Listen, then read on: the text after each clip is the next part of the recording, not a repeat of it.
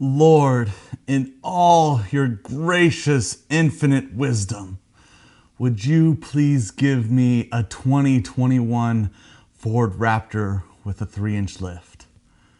And Lord, if there's people in need somewhere, help them too.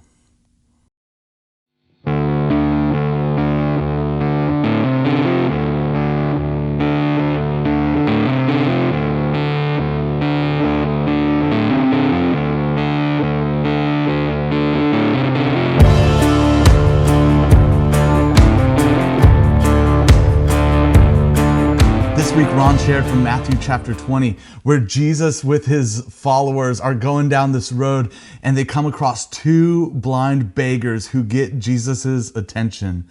And Jesus asks them, "What is it that you want?"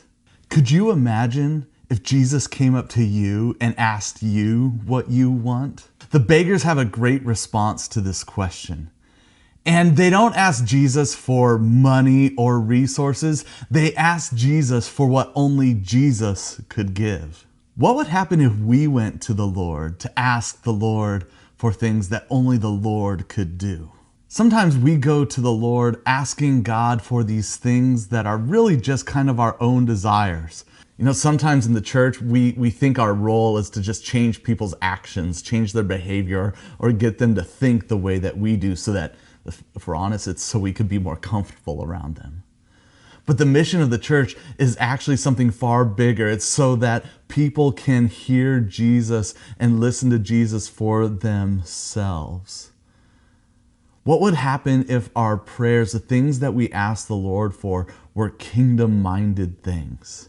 And the way that happens is when we begin following Jesus, when we align our will with his will, it turns out that we are not concerned about cars, what we're driving. We become much more concerned about the kingdom of God, the work that is at hand.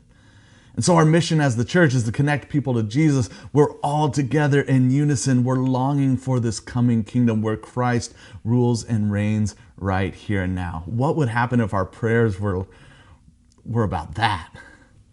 This week in our Life Labs, we're going to talk about how is it that we align our will with God's will? How is it that we align our prayer life when we ask the Lord that we're asking for things that matter in the kingdom of God?